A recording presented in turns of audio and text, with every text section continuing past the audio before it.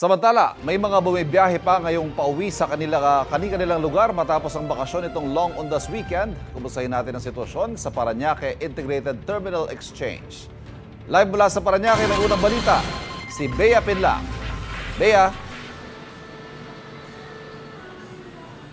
Evan, back to reality na ang marami sa atin ngayong Lunes. Pero ang ilang nakausap natin dito sa PITX ngayong umaga lang, bumiyahe pa uwi ng kanilang probinsya o pabalik dito sa Maynila para raw maiwasan yung dagsa ng mga pasahero sa terminal.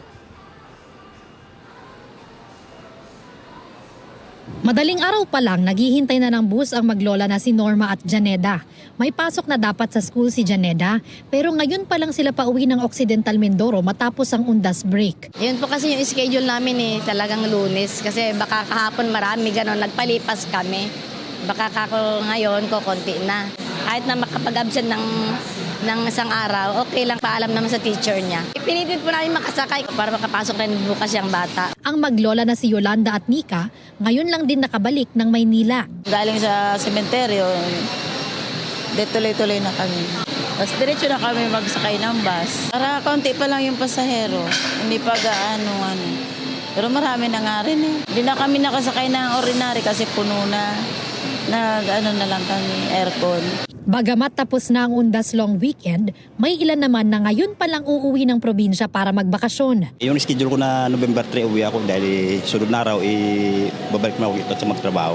Ayon sa pamunuan ng PITX, kahapon hanggang ngayong araw inaasahan ng dagsa ng mga pasahero rito bago tuluyang bumalik sa normal ang bilang ng mga biyahe. Mahigit 11,000 na ang naitatalang pasahero rito as of 5 a.m. at posible raw na umabot ng 190,000 yan ngayong araw. Evan, sa ngayon, tuloy-tuloy ang dating ng mga pasahero dito sa PITX, pero wala pa namang mahabang pila sa mga ticketing booth. Tuloy-tuloy din yung dating at alis ng mga bus dito sa terminal.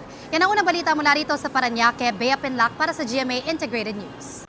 Kapuso, huwag magpapahuli sa latest news and updates. Mag-iuna ka sa balita at mag-subscribe sa YouTube channel ng GMA Integrated News.